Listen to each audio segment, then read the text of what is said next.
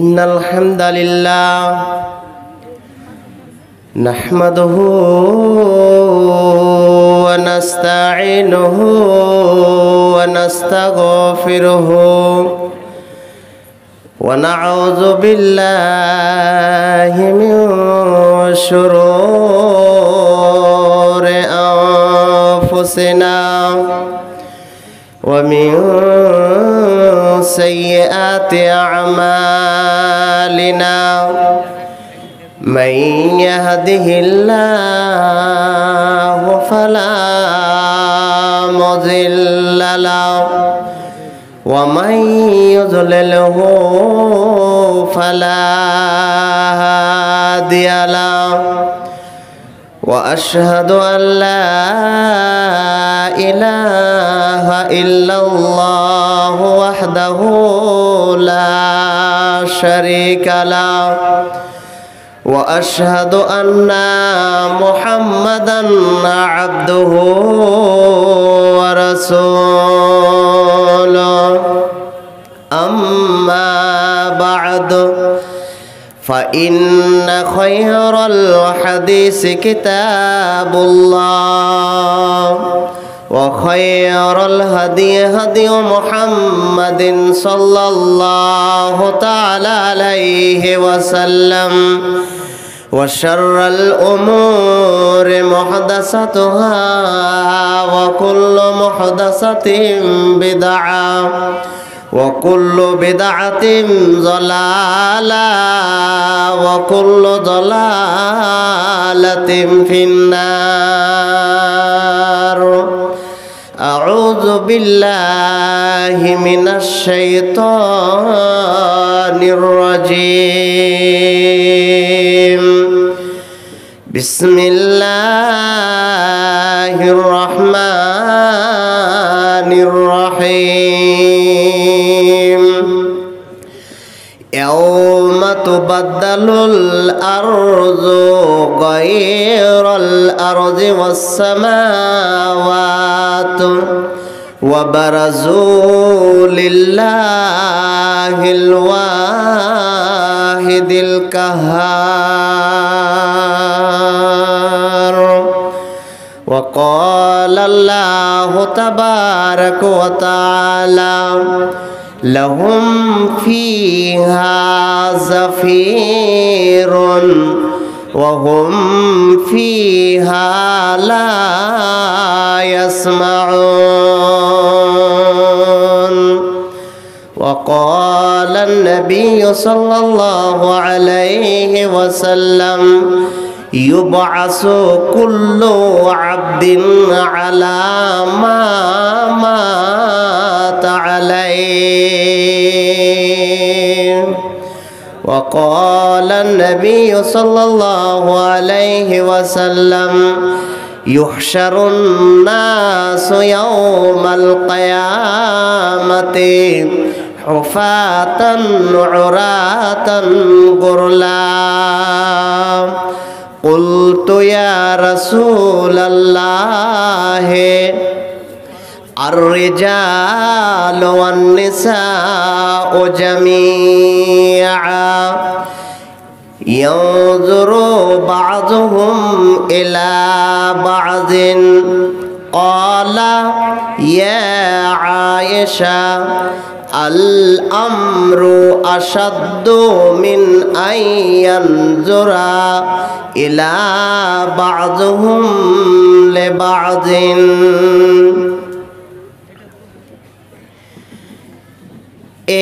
মিছে দুনিয়ায় তুমি থাকবা কতদিন মিছে দুনিয়ায় তুমি থাকবা কতদিন হঠাৎ করে উঠবে বেজে চলে যাওয়ার দিন মিছে দুনিয়ায় তুমি থাকবা কতদিন এ দুনিয়ার মিছে মায়ায় আছো তুমি ডুবে একবার ভাবো রিহাই চলে যেতে হবে এ দুনিয়ার মিছে মায়ায় আছো তুমি ডুবে, একবার ভাবনি হায় চলে যেতে হবে। কি হিসাব দিবে তুমি শেষ বিচারের দিন, এ মিছে দুনিয়ায় তুমি থাকবা কতদিন, এ মিছে দুনিয়ায় তুমি থাকবা কতদিন। উপস্থিত আজকে এই মাদ্রাসা উপলক্ষে জালসার সভার সভাপতি সাহেব, স্টেজে বসে থাকা আদার্স ওলামায়ে কেরাম, সামনে বসে থাকা দিনদার ইমানদার আমার প্রাণের ভাই ও আব্বাজানেরা, এক প্রান্তে বসে থাকা অবলা সরলা পর্দানাসীন আমার স্নেহের মা ও বোনেরা, সর্বপ্রথম সেই মহান আল্লাহ রব্বুল আলামিনের প্রশংসা করি, আমিও করছি, আপনারা করুন মহাব্বতের সাথে বলুন আলহামদুলিল্লাহ। তারপর আমাদের ধর্মের গুরু, ধর্মের নেতা, মা আমেনার লাল মরুর দুলাল জনাবে মোহাম্মদ রসুল্লাহ, আল্লাহর ওয়াস্তে একটুখানি আওয়াজ দিয়ে দুইখানা ঠোঁট হেলিয়ে মহাব্বতের সাথে দুরুদ পড়ুন, বলুন সাল্লাল্লাহু আলাইহি ওয়াসাল্লাম। প্রিয় দিনী ভাই ও বাবাজিরা, আপনাদের সামনে দুই জায়গা থেকে দুটি আয়াত এবং দুইখানা হাদিস পড়েছি, সেই দিকে লক্ষ্য করে সময় সাপেক্ষে বিষয় ভিত্তিক কিছু আলোচনা করে আজকের মতো বিদায় নিয়ে নেব ইনশাআল্লাহ। তবে আজকে আপনাদের সামনে কি মাজমুন, কি টপিকের ওপরে আলোচনা হবে, যেহেতু আমার শ্রদ্ধেয় শায়েখ ইঙ্গিত করেছেন সময়ের কথা 1 ঘন্টা, তাহলে এদিক ওদিক কথা না বলে ডাইরেক্ট ভূমিকা লম্বা না করে হাদিস আর কোরআন থেকে 2-4টা কথা আরম্ভ করতে যাচ্ছি। আজকে কি টপিকের ওপরে আলোচনা হবে, যেই টপিকটা প্রথমেই বলে দিই, যেই বিষয়টা হচ্ছে কিয়ামতের অবস্থা। কিয়ামতের অবস্থা, আমাদেরকে এই পৃথিবী ছেড়ে চলে যেতে হবে, এটা আমরা সবাই জানি। জানি কি জানি না ভাই? জানি তো, সবাই জানি যে চলে যেতে হবে। যেহেতু দুনিয়াতে একের পর এক, কেউ আজকে, কেউ কালকে, কেউ 2 দিন পর, কেউ এরকম করে যাচ্ছে, যেটা দুনিয়ার সিস্টেম আমরা দেখছি। আমাদের মাঝে এমন একটা দিন আসবে, যেই দিনটাতে আমাদেরকে একই সাথে সবাইকে চলে যেতে হবে। সেটাকে কি বলা হয়? কিয়ামত।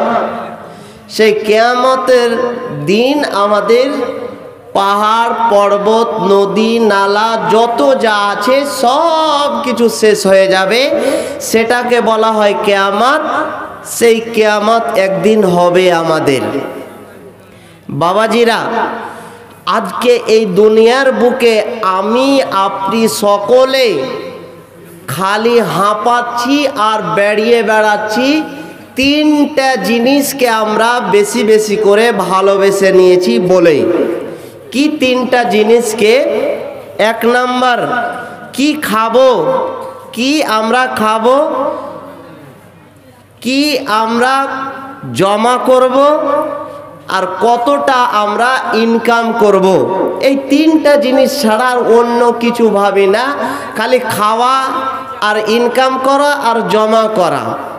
আচ্ছা বাবাজিরা, আমি যে আপনাদের কাছে এসেছি, আপনারাও যে বসেছেন, সকাল হতে গেলে, আপনারা সকাল হতে গেলে নিজের নিজে কাজে ব্যস্ত থাকবেন কি থাকবেন না?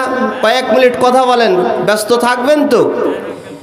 এইবারে কি লাভ আমাদের হয়েছে, লাভটা দেখাবার জন্য বলছি। কি যে আমি যে এত টাকা ইনকামের জন্য ছুটে বেড়াচ্ছি, তো আমি যেই রকম বেড়াচ্ছি তো বেড়াচ্ছি কার জন্য?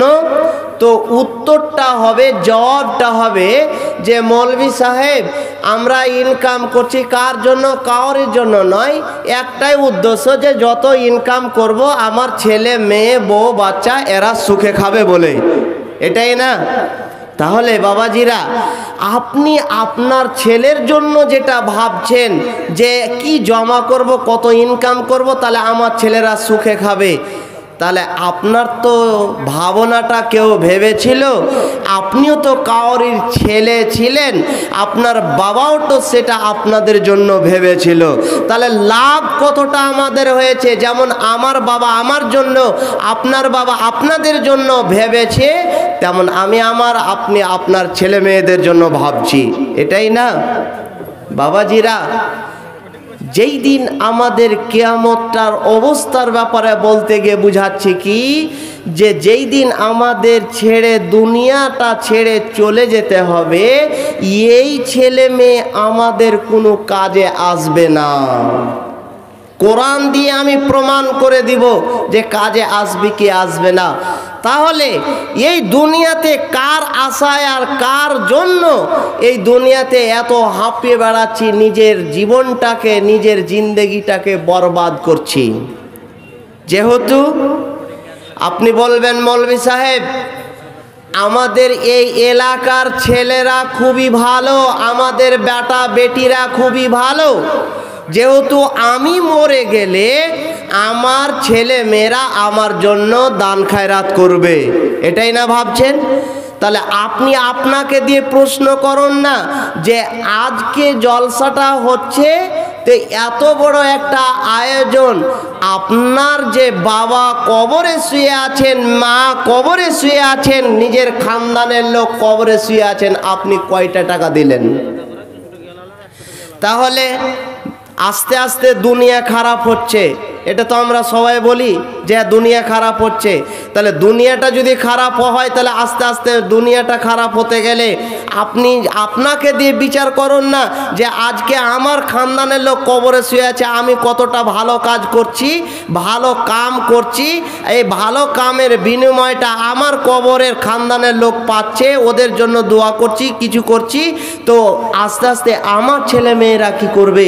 যার কারণে আজকের দিনে জেনে রাখুন, আজকের দিনে বেঁচে থাকতে থাকতেই আমাদের কিছু করে যেতে হবে। মরে গেলে আমাদের জন্য আশা করলে চলবে না যে আমার ছেলেমেয়েরা আমার জন্য কি করবে।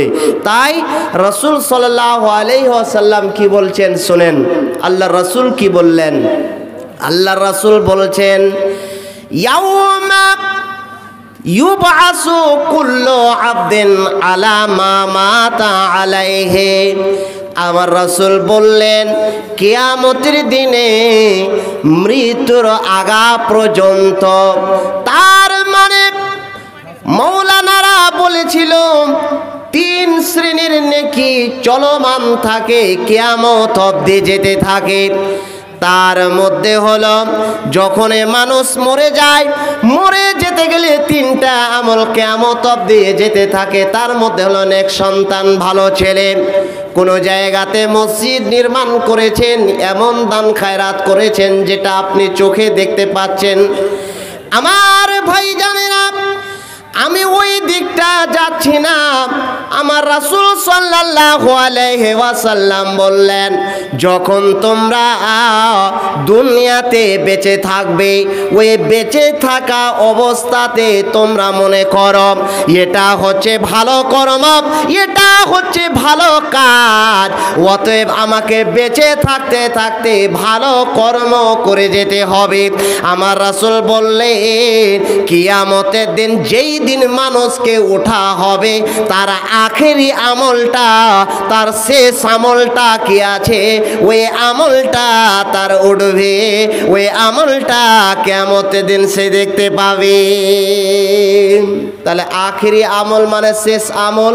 তাহলে ভালো কাজ করে যেতে হবে আমাকে কখন? বেঁচে থাকা অবস্থাতে। মনে করলে হবে না যে আমি এখন যা ইচ্ছা তা করি, আমার ছেলে মেয়েরা আমার জন্য করবে, এটা আশা করতে হবে না আমাদের। বাবাজিরা, ভালো আমল, তাহলে ভালো আমল কতটা আমরা জানছি আর মন্দ খারাপ আমলগুলো আমরা জানছি। তাহলে আমি একটু বিষয়ের বাইরে একটু খালি টাচ করছি। খারাপ আমলের কথা যদি আমি বলি তাহলে সময়টা এদিকে কেটে যাবে, তাহলে অতটা আমি বলবো না। একটা খারাপের আমল যেটা আমাদের মাঝে এত বিস্তার লাভ করেছে, এত আমাদের কাছে চলে এসেছে যে আমরা কেউ বেঁচে নাই, তার মধ্যে একটা খারাপ আমল আপনাদেরকে আমি দেখাচ্ছি। কি একটা খারাপ আমলের মধ্যে, তাহলে প্রথমে আয়াত দিয়ে যখন আমি তর্জমা করে দেবো তো বুঝতে পারবেন যে কি খারাপ আমলটা।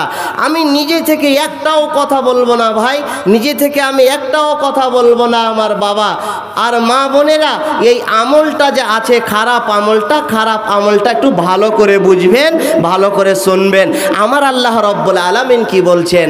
আমার আল্লাহ রব্বুল আলামিন বলেন, ইয়া আইয়ুহাল্লাযীনা আমানুত্তাকুল্লাহা ওয়া আযারু মা বাকিয়া মিনার রিবা ইন কুনতুম মুমিনিন। আমার আল্লাহ রাব্বুল আলামিন বলেন, ও পৃথিবীর মানুষেরা তোমরা শুনে নাও, আসল যদি তোমরা মুমিন হতে চাও, আসল যদি তোমরা মুমিন হতে চাও, খাঁটি যদি তোমরা ইমানদার হতে চাও, তাহলে খবরদার তোমরা সুদের কারবার করবে না, তোমরা কখনো সুদটাকে খেতে যাবে না। আমার আল্লাহ রাব্বুল আলামিন অন্য জায়গাতে বলেন, ইয়ামহুল্লাহুর রিবা ওয়া ইউরবিস সাদাকাত। আমার আল্লাহ রাব্বুল আলামিন বলেন, যে লোকটার বাড়িতে সুদ আছে, যে লোকটা সুদ লেনদেন করে, সুদের সাথে জড়িত থাকে, আমার আল্লাহ রাব্বুল আলামিন বলেন যে শোনো, তোমরা যখন সুদ খাবে না, সুদটা মানুষকে ধ্বংস করে দেয়, মানুষের মালকে বাড়িয়ে দেয়। ওয়া ইউরবিস সাদাকাত, যখন 10 টাকা 20 টাকা 100 টাকা 5,000 টাকা দান করে দেয়, ওই দানটা আল্লাহ রাব্বুল আলামিন বাড়িয়ে দেন। আমার ভাইজানেরা, তাহলে বুঝা গেল এতটাই, সুদটা এমন একটা জিনিস যে সুদটা খেতে গেলে মাল কমে যায় আর দান করতে গেলে মাল বাড়ে। তাহলে আমরা দুনিয়াতে যে সমস্ত মানুষগুলোকে দেখতে পাচ্ছি যে যারা সুদের সাথে জড়িত আছে, যারা সুদের সাথে লেনদেন করেছে, যারা সুদের কারবারি করে, তাদের বাড়ি 1 তলা ছিল, 2 তলা হলো, 3 তলা হলো, তাদের দামি থেকে আরো উন্নত মানের গাড়ি হলো, বাড়ি হলো, সব হলো। আর যেই লোকটি সুদ খায় না, ওই লোকটি আগে বাড়তে পারে না, ওই লোকটা কোনো সময় বড় জায়গাতে সে জায়গাতে যেতে পারে না। তাই না ভাই? বুঝতে পেরেছেন আপনারা? তো বুঝতে পারছেন? হ্যাঁ না বলেন। সুদটা যদি খায় মানুষ, তাহলে রব্বুল আলামিন বলছেন যে সুদটা এত খাতারনাক যে সুদটা মানুষকে ধ্বংস করে দেয়, মালটাকে কমিয়ে দেয়। আর দান এমন একটা জিনিস যে দানটা মানুষের মালকে বাড়িয়ে দেয়। কোরআনের তর্জমাটা উল্টা যদি করি তো আপনারা নেই বলবেন যে মৌলভী সাহেব আপনি কি বলছেন না বলছেন আমরা তো আরো বুঝতে পারি না। তো মৌলানারা কি ছাড়বে ভাই? মৌলানারা ছাড়বে না। তাহলে পারে এই দুনিয়াতে আমরা দেখছি যারা যারা সুদের সাথে জড়িত আছে তারা বেশি সুখে আছে, যারা সুদের সাথে জড়িত নাই ওরা টিম করে জ্বলছে না, জ্বলে না? আমার ভাইজানেরা, মনে হচ্ছে আমাদের যে যারা সুদ খাচ্ছে তারা সুখে আছে, যে না সুখে নেই রে বন্ধু। পৃথিবীর বুকে কোনো একটা মানুষকে দেখতে পাবেন না যে লোকটা নিজেকে বলবে আমি খুব সুখী আছি। যদি আপনি আপনার গ্রামের কোনো একটা লোককে বলেন, মৌলানার মুখ থেকে শুনেছি যখন রাত্রে যখন জালসা করেছিল তখন বলেছিল সবাই আমরা নিজে ব্যস্ত আছি। তাহলে ভাই তোমাকে আমি দেখতে পাচ্ছি তুমি একটা মাস্টার মানুষ, মৌলানা মানুষ, হাজি মানুষ, তুমি একটা পয়সাওয়ালা মানুষ, তুমি বলো তো সুখে আছো কিনা? আমার গ্রামের মধ্যে সব থেকে বেশি পয়সা তোমার, বলো। ওই লোকটা আপনাকে বলে দেবে যে আমি সুখে আছি, আমার চেয়ারে এসে বস, তাহলে কত আমি টেনশনে আছি, কত আমি কষ্টে আছি, তাহলে বুঝতে পারবে। আমার ভাইজানেরা, যার দুনিয়াতে মাল আছে সে টেনশন করছে, আর যার কম আছে সেও টেনশন করছে। যদি আপনি বলুন তাহলে কেউ এরকম বলতে পারবে না যে আমি সুখে আছি, যেহেতু নিজে নিজে নিজে নিজে কাজে ব্যস্ত আছি। আমার ভাইজানেরা, সুখটা কত খাতারনাক জিনিস। আপনি বলবেন সুখে আছে, তাহলে শুনুন, আমার রাসূল সাল্লাল্লাহু আলাইহি ওয়াসাল্লাম বলছেন সুদটা এমন একটা জিনিস, খবরদার সুদের সাথে তোমরা জড়িত হতে যাবে না। আমার রাসূল বললেন লাআনার রাসূলুল্লাহ সাল্লাল্লাহু আলাইহি ওয়াসাল্লাম, আমার রাসূল বললেন লাআনা আকলার রিবা ওয়া মুকিলাহু ওয়া শাহিদাহু ওয়া কাতিবাহু ওয়া ক্বালা লাহুম সাওয়াহুন। আমার রাসূল বললেন সুদটা তোমাদের কাছে কত খাতারনাক। যে লোকটা সুদ দিল, এত বড় কথা রাসূল কিন্তু কোনো সময়তে কোনো সময় বলেননি। আমার ভাইজানেরা, এই ঝাড়খণ্ডের মাটিতে আলেমে আলেম ভর্তি হয়ে আছে। আপনারা বলুন তো, যারা সালাত আদায় করে না, যারা নামাজ পড়ে না, তারা কাফের, এইরকম ফতোয়া শুনেছেন কি শুনেননি? শুনেছেন ভাই, শুনেছেন? যারা সালাত আদায় করে না, যারা নামাজ পড়ে না, তারা হলো কাফের। শুনেছেন তো? শুনেছেন? জি বাবাজিরা, সঠিক যদি আমি তর্জমা করি আর সঠিকটাই যদি বলি, তাহলে শোনেন, যদি নমাজ ছেড়ে দেয় কোনো লোক, তাহলে ও কাফের নয়, বড় একটা পাপ করলো, কুফর করলো, কাফের নয়। হ্যাঁ, অধিকাংশ আলেমের মত হলো যে যারা নমাজ পড়ে না তারা হলো কাফের। সাহাবা থেকে বর্ণনা আছে যে হ্যাঁ, যারা নমাজ পড়ে না তারা হলো কাফের। কিন্তু রাসূল এই কথা, এত বড় পাপ যে সুদটা, এই কথা রাসূল এই কথা বলেননি। রাসূল কি বলছেন এই ব্যাপারে? কি রাসূল বললেন, যে লোকটা সুদের সাথে কারবারি করে, সেই সুদখোরটা একাই নয়, 4 শ্রেণীর মানুষের ব্যাপারে আমার রাসূল কি বললেন শোনেন। আমার রাসূল বলছেন, যে লোকটা সুদটা দিল, ওই যে লোকটা নিল, ওই লোকটা, তার মানে যারা দুইজনের মধ্যে লেনদেন হলো, পার্থিব জীবনে আমাদের মধ্যে একটা রেওয়াজ হলো, যখনই কোনো সুদের উপরে আমরা টাকা দেব, তখন কিন্তু একজনকে বা দুইজনকে, তিনজনকে গাওয়া হিসাবে রাখবো, সাক্ষী হিসাবে রাখবো।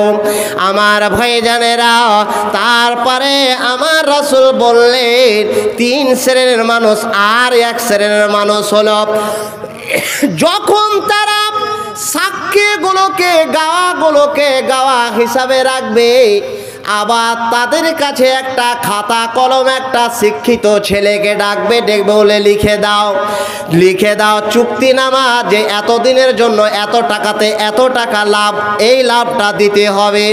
আমার ভাইজানেরা, এই 4 শ্রেণীর মানুষদের ব্যাপারে আমার রাসূল বললেন, যারা সুদের সাথে লেনদেন করে, যারা সাক্ষী থাকে, গাওয়া থাকে, যারা লিখে দেয়, রাসূল বলে উভয় শ্রেণীর মানুষের ব্যাপারে রাসূল বললেন লানাত, লানাত, লানাত, অভিশাপ, অভিশাপ, অভিশাপ।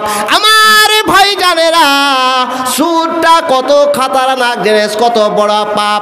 আমার রাসূল সাল্লাল্লাহু আলাইহি ওয়াসাল্লাম বললেন যে আর রিবা জোন, আল্লাহ রাসূল বললেন শোনো, মায়ের সাথে, আল্লাহ রাসূল বলে সুদের ৭৭টা শাখা রয়েছে, প্রশাখা রয়েছে, ৭৭টা বড় বড় পাপ রয়েছে, আর ৭৭টার মধ্যে সব থেকে যেটা ছোট পাপ, সব থেকে যেটা ছোট পাপ, আইয়ানকে হার রাজুল উম্মাহ, আমার রাসূল বললেন একটা টাকা যদি তোমরা শুধু খাও তাহলে শোনো, ওরে জানো তুমি নিজের মায়ের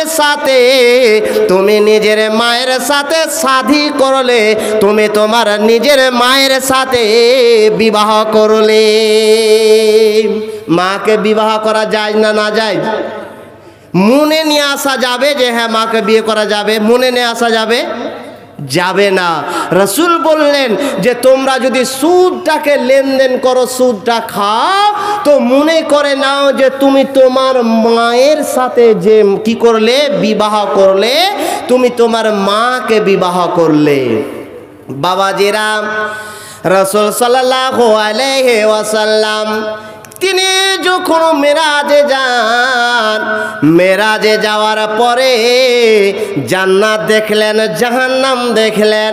জাহান্নাম দেখছেন তো জাহান্নামে একটা পুকুর আছে, সেই পুকুরে সেই বিলে জল থাকে কি থাকে না? জল থাকে যে ভাই, পুকুরে জল থাকে, পানি থাকে তো। যেখানে পানি নেই সেখানে কি আমরা পুকুর বলি?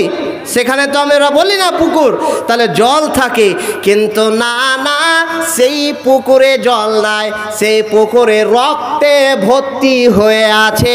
আর আমরা যখন জানোয়ারগুলোকে জবাই করে এক জায়গাতে কিছুক্ষণ হয়ে যেতে গেলে সেখানে রক্তগুলো জমাট ধরে যায়, এক জায়গাতে জমাট ধরে যায়। আমার ভাইজানেরা, ওই আমার মায়েরা, ওই আমার বোনেরা, ভালো করে শুনবেন ও আমার ভাইরা, ভালো করে শুনবেন। আপনাদের জন্য একটা খুব ভালো জিনিস আমি বলছি। রাসূল বললেন শোনো, ওরে আমার রাসূল বলছেন যে ওই পুকুরে কোনো পানি নাই, জল নাই, ওই জল নাই, ওখানে রক্তে ভর্তি হয়ে আছে, জমাট হয়ে আছে।